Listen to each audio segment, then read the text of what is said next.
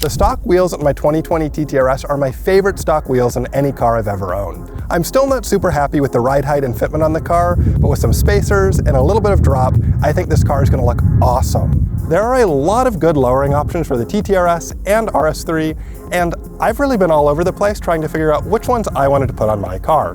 I was pretty torn between an adjustable set of lowering springs or going with a full coilover setup, but I wasn't really ready to drop $3 grand just yet. So I went with something really highly reviewed, which is the MSS lowering springs. These springs should give me a lot of control over the ride height of the car without really compromising the ride quality, which was something that was really important to me. And they work with the stock mag ride struts, so I'll still maintain the ability to adjust the dampening with the drive modes in the car. So today, we're going to walk through lowering the car in the MSS lowering springs, as well as throwing some spacers on to get that perfect fitment. So let's take a look at the car and the stock ride height, and then let's take it into the garage and get moving.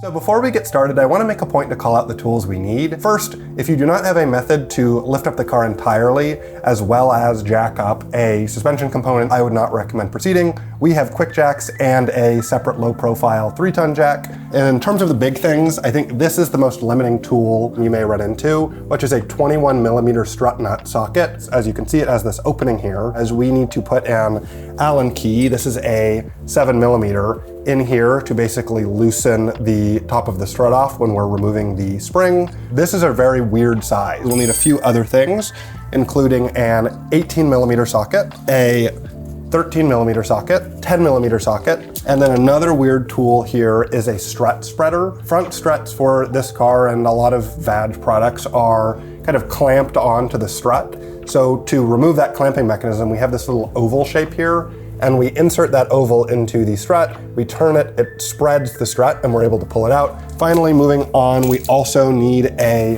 21mm socket. You also need the spring compressor. One of the other big challenges with the MSS kit specifically, there are these spring seats that need to go on the front struts, and getting this around the strut is quite difficult, so we had to use heat and some lubrication to get this on. So I'd recommend having a heat gun and then some form of grease that you can put on your strut to get this on. But with standard kits like the H&R or the 034 Motorsports ones, you'll probably have a bit easier of a time. We're gonna start in the rear, and it is really simple. There's only 3 bolts we need to remove, and the cool thing with this is the spring and the actual strut are separate, so we don't actually need to remove the strut like we will in the front to take the spring out. So all we really wanna do is just remove everything kind of holding our strut in place. So there's gonna be 2 18mm bolts here, as well as one 13mm connecting the sway bar to the assembly down here as well.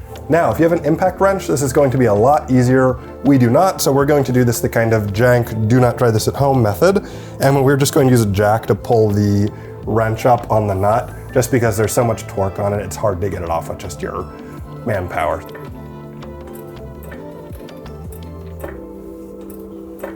Yes, oh, we're free. Nice. So something we really want to be sure of when we're doing this is that we're putting everything back in the same way we're taking it off. And what we're going to do, just to make sure we're keeping track of everything, is we're going to mark our nuts and then write down what direction the bolts are facing. The next bolt we're removing here connects to the strut directly. You can see this is facing the opposite direction as the other bolt we just removed. Now, if you join me under the car, we are ready to remove our final bolt and start taking the others out completely. The first thing we're going to do here is, you see attached to the sway bar, there is a 13mm that actually holds this assembly in. Other people we have seen have attempted to remove the sway bar directly from this bolt up here at the top. We found that difficult given the placement of the spring, and removing this was similarly easy. Another important thing to consider as we're working on this is that there is a height sensor on this car that is attached to the side closest to the front of the car. And we want to make sure as we're dropping this assembly down that we do not break or remove that sensor, just because it only has a limited range and we want to make sure we're keeping it in that. So we're actually going to jack up the suspension here to make it a bit easier to remove the bolts. We are out.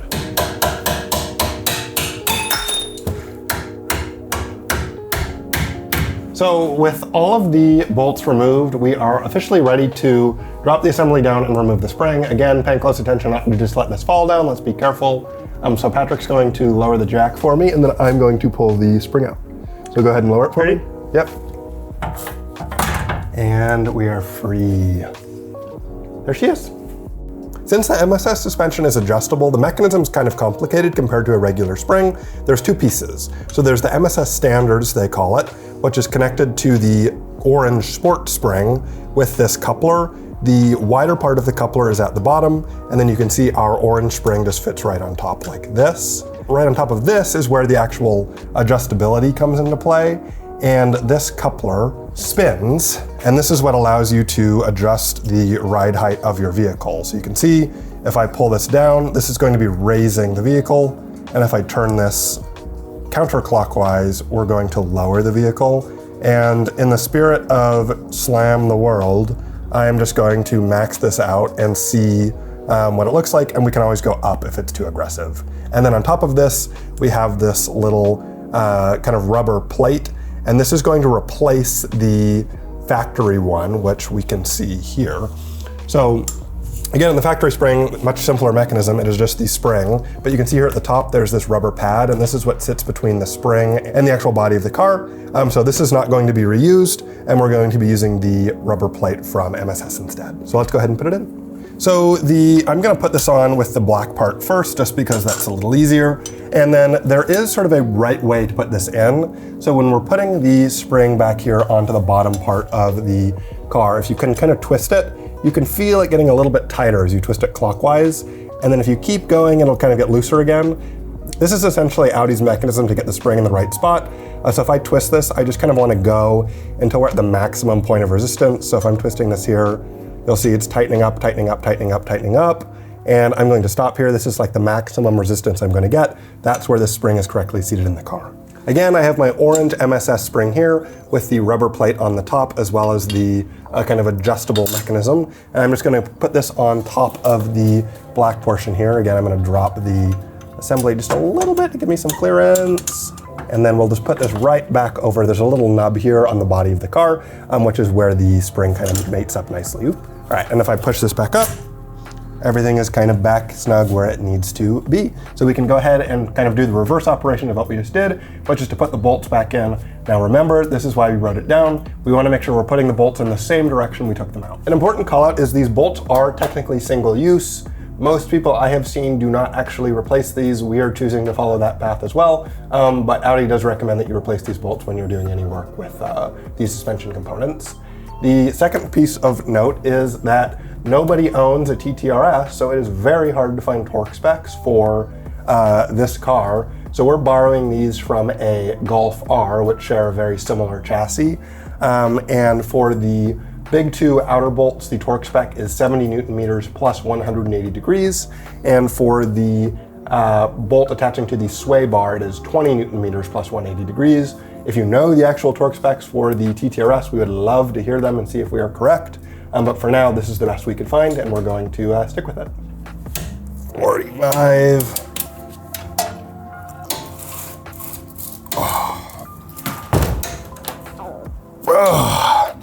With everything torqued to spec, we are completely done in the rear. The only remaining step is to put the wheels back on, but for us, spacers in between. So we're gonna go ahead to the front to get the springs replaced. With the hood up, the main thing we have to do is, since we're removing the struts here, there are 3 bolts on top of each of the struts connecting it to the chassis of the car. And we need to remove this plastic piece so we can get to those bolts. We don't entirely know how to do this, so we're gonna start by removing this little piece of weather stripping, and we're gonna see how this is attached and then work from there. It looks to me like it's just these few clips here. Just a little Audi push clip. There we go. So in order to remove this whole piece, we actually have to remove the windshield wipers, but I think under here we can pry this up enough just to get access to these bolts. I think that'll be perfectly sufficient for what we need to do. But if you did want to take the whole thing off, I think the windshield wipers have to go. So one of the weird things that we believe is sort of unique to the TTRS, we did not see this in our RS3, but there's this ride height sensor that's kind of over here that's attached to the control arm. And in order to remove the strut, we have to push this quite a bit ways down, and we don't want to stretch out the sensor or damage it, so we're going to remove it. There's a 10mm nut down here that connects the sensor to the lower control arm, and we're just going to remove that to set the sensor free. With that bolt loose, we can just pull the sensor up, and then I'm just going to put the nut on top of it for safekeeping, and now that sensor will not prohibit our install. The DSC sensor is attached to the bottom of the strut, and this is just a push tab out. So I'm going to depress the tab here, and we can kind of pull the sensor free. So now there is an 18mm bolt connecting the end link to the strut, and we're just going to remove that. It's on pretty tightly, so I'm going to use a breaker bar, and then you'll see once this bolt is removed, the end link just kind of pulls out of here, and we can just kind of set that off to the side. There's a 21mm connecting the strut assembly.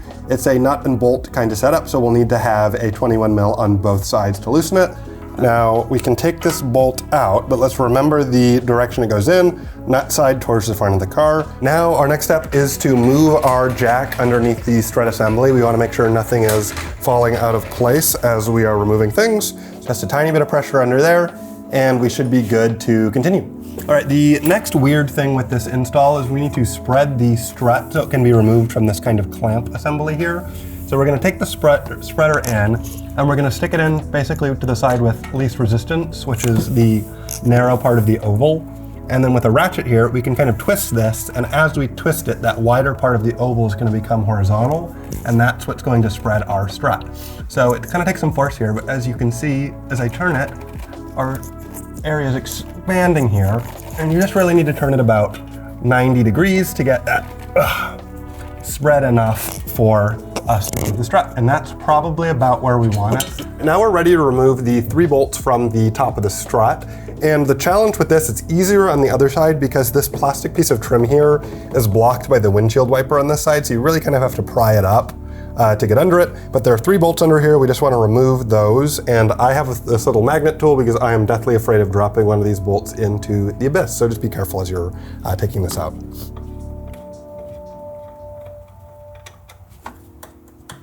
And there's our last one.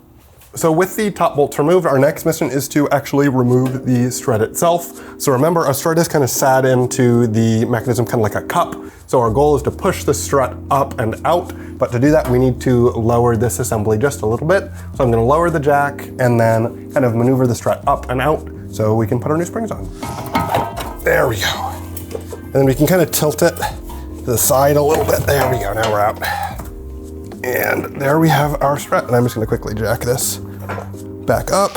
Take a picture of this first, and then also just make some reference points of where things are. So you can see here, we have these blue marks on different portions of the assembly. So here we note the bottom of the spring is sort of parallel with this little fin here where it sits into the car itself. So we wanna make sure we're aligned here. And then towards the top here, we have another blue mark. Again, noting there are 2 bolts here, and then in between those 2 bolts in the center is this blue mark, our little fin, and then again, our blue mark down there. So now our mission is to remove the factory spring from the factory strut. And when you're working with anything under load, springs in particular, you always want to use a compressor so that tension is not all ejected back up at our faces. So now we want to remove our top hat, and as I mentioned, this 21mm strut socket is really important here. So we're going to put this on here, and then we have a 7mm Allen key, and this goes into the top of the strut here. And this basically helps prevent it from spinning so we can remove the bolt more easily. Oh, there we go. And now we're broken free. So again, we want our Allen key in here, so we just spin a little bit until we hit the Allen key, stop, and then I just give it another rotation. And then we put our Allen key in again, and then we continue to spin. There you have it. Our nut is removed, and as you can now see, I can take our top hat off, and then our spring will come free as well. And there you have it. Now there we have our OEM Audi strut ready for the new MSS Spring. So installing the new front springs is where we ran into the most difficulty during this install, and I think this is where the MSS springs, or rather an adjustable spring install, kind of differs from a standard fixed height spring. So you can see here with the factory spring removed, there is a little polyurethane seat here, and that slides right into place. And the intent of this is the stock spring. The bottom end is curved, and the spring sits this way, and this little rubber seat allows it to sit kind of nice and level and locked into place. And then the thing that really differs with the MSS springs is they provide you with this new polyurethane seat for the MSS adjuster, and that's really why this is different. So this is the MSS adjuster, and this is basically what allows us to set our ride height. And this basically needs to go down onto here, so our adjuster has a flat place to sit. But as you can see, this is quite challenging to get over the edge, and this is why we mentioned the heat and grease from earlier. So what we're going to do is heat up this little spring seat just to get it nice and loose so it's more malleable and able to be pushed down. And we're gonna grease up this little plastic cover here so we can slip this on nicely, and we are ready to install our spring. Oh, there we go. Woo! So the really important thing here is when you're putting this on, there is a place where this needs to go, and that is where this groove is here in the metal. And the groove on our new little seat just needs to fit nicely here. And you'll notice it doesn't like fit down exactly into that just yet, and that's really just because there's gonna be a lot of weight, the weight of an entire car on this, and just without that it kind of sits up a little bit. So you just kind of wanna make sure it's aligned in that little groove, and we should be all set. Now we are ready to start assembling the new MSS parts on our OEM shock. So the first thing we're going to install is the centering ring, and the intent of this is just to center the MSS adjuster on the factory strut. So I'm gonna go ahead and put this on, and you'll see it fits over the little plastic guy here and just sits nicely into place. And then with that on, we can take our MSS adjuster. And again, this is your opportunity to set your ride height. Do this now, it's easier to do off the car than it is on. So I'm gonna plop this on here on the top, and you'll notice our little rubber centering ring is perfectly in the middle of our adjuster. So this has a nice place to sit into. Another piece provided by MSS is this other little plastic ring here, and that's going to sit on top of the adjuster, and the intent here is just to kind of remove vibration and noise from the string hitting the metal assembly here.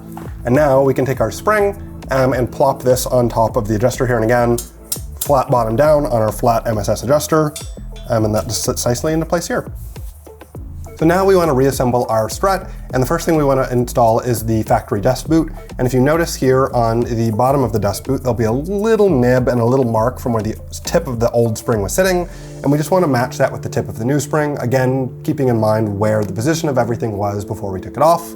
So I'm going to match our little nub here with the tip of our new spring, and you can see when we place it like this, we are now nicely aligned here. And then I'm gonna spin this whole assembly back because we have to put our top hat on, and it'll be easier to show you this way. So with our top hat, remember we had our little blue marks and we had our little shark fin that kind of sits in this area here. And what I'm gonna do is align everything back, putting our top hat on, and you'll see we want this little mark to align. And remember, we can have this sit kind of on top of here. That is not what we want. We want this to sit over this little lip. It fits in here really nicely. You'll see it kind of sits nicely into place here. Our blue mark is aligned. All is good, all is happy.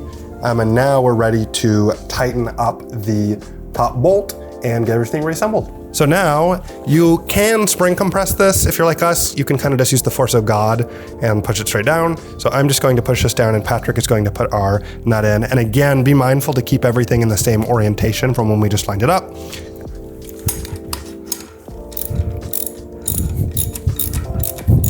All right, with our nut tentatively on, it's time to assess and make sure we did everything correctly. One of the big things we want to make sure of is that the spring is just kind of flush with the top hat and dust boot for the most part, and you can see that is the case for us. We have a nice smooth edge here, and the spring is getting smaller here, so we do have a little bit of an overhang, but that's expected. And all looks good. Nothing got super out of kilter while we were tightening this. And now we can go ahead and torque it down to 60 Newton meters. Oh, yes! All right, and if you did everything correctly, it should look like this. Your top bolt should be torqued to 60 Newton meters. And then if you look here, our blue line should be nicely aligned with our little shark fin here at the bottom. And we are ready to put the strut back on our car and be low. We're gonna go in here. Now we can kind of twist everything into place. And now our spring is back in action.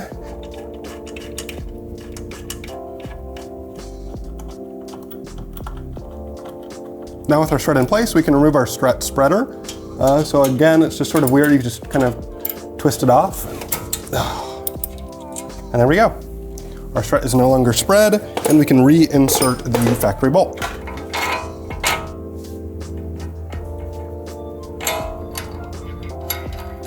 And now we can get our end link back into place, and this is just kind of going to fit through the hole here. And it is sort of malleable, so you can kind of angle this as you see fit.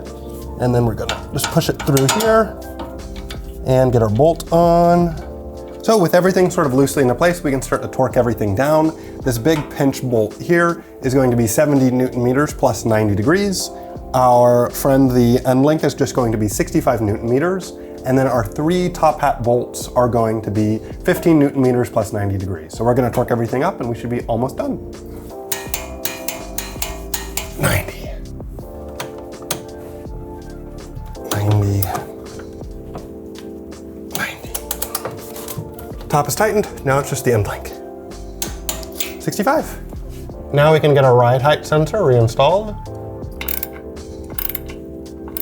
And then our EDC cable is hiding. And now we're in. Now we're going to put the little pins and the weather stripping back in our engine bay and we will be all set.